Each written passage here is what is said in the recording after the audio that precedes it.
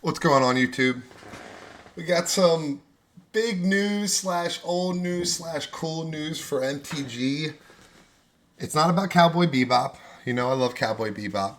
But it seems like Magic's trying to do a collab with Assassin's Creed.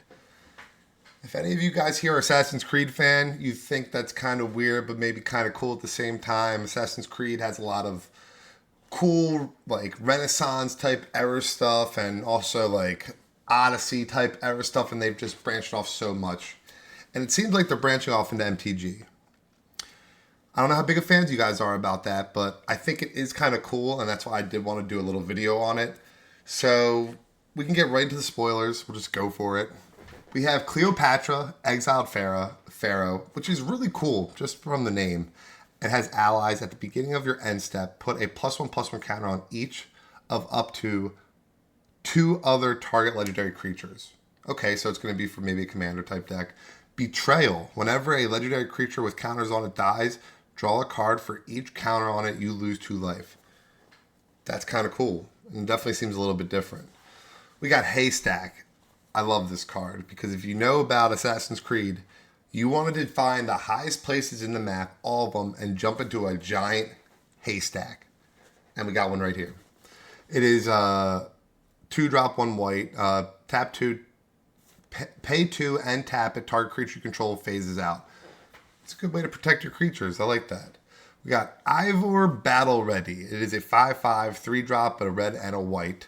Vigilance. We know what that is. And haste. That's cool. Whenever Ivor Battle Ready attacks, it deals damage equal to the number of equipment you control to each opponent. That's not bad. I like that. Ezio, Blade of Vengeance. Ezio, my favorite character from all of Assassin's Creed. Hands down. It is the best character. Let's see what he's got. 5/5, 5-drop with a blue and a black. You got Death Touch. Great. Whenever an assassin you control deals combat damage to a player, draw a card. I like that. A lot of things you can use with this card. We got Leonardo da Vinci. I'm loving all these historical people. It's really cool. This is a lot. It's a 3/3 and a 3-drop. You have the ability of tap 3, pay 2 blue until end of turn. Thopters you control have base power of XX.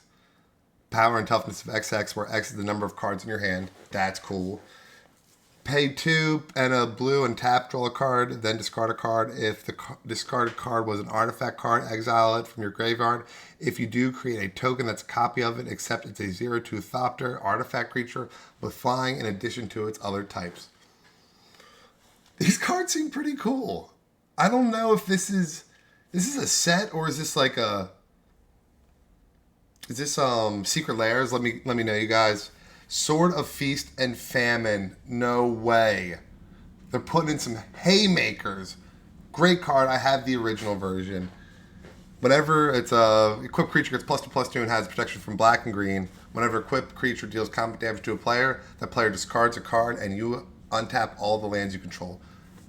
Beautiful card. We have Cover of Darkness. It's a 2-drop, 1 black enchantment. As Cover of Darkness enters the battlefield, choose a creature type. Creatures of the chosen type have fear. Okay, can't be blocked except by artifact creatures and other black creatures. Temporal Trespass. Let's see if you guys can see that. Oh, it's a freaking 11-drop. Sorcery. Take an extra turn after this one. Exile Temporal Trespass. Solid. And it's got Delve. Solid. And we got 4 more. We got Altair Ibn Lahad. It's a 3-drop with red, white, black. First strike whenever Ahad attacks, exile up a 1 target assassin creature card from your graveyard with a memory counter on it. Then for each creature card you own in exile, the memory counter on it, create a tapped and attacking token that's a copy of it. Exile those tokens at the end of your combat. Okay, I see that. And we got an Ezio, another one. Wait, was the other one Enzo? Ezio, there we go. Auditor de Firenze. Menace. It's 2-drop, 3/2 off the bat. That's good. Assassin spells you cast have free running.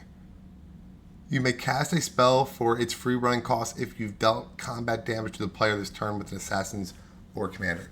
That's solid. Whenever Enzio deals combat damage to a player, you may pay all the colors. If that player has 10 or less life, when you do, that player loses the game. Win condition cards, just what we want.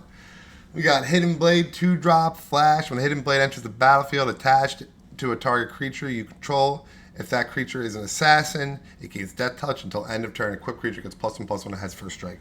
And if it's an assassin, it gets even more. Solid. The Animus. If you know anything about Assassin's Creed, the Animus is a big thing. Legendary artifact, 2-drop. At the beginning of your end step, exile up to one target legendary creature from a graveyard with a memory counter on it. Until your next turn, target legendary creature you control becomes a copy of a target creature card in exile with a memory counter on it. Activate only as a sorcery. Solid. I know it doesn't cost a lot, but you need to exile a lot of things to probably use it. Overall, this looks pretty fire. Solid reprints, solid new cards. I am liking them. Let me know what you guys think. Don't forget to like and subscribe. And have a good day. I'm out.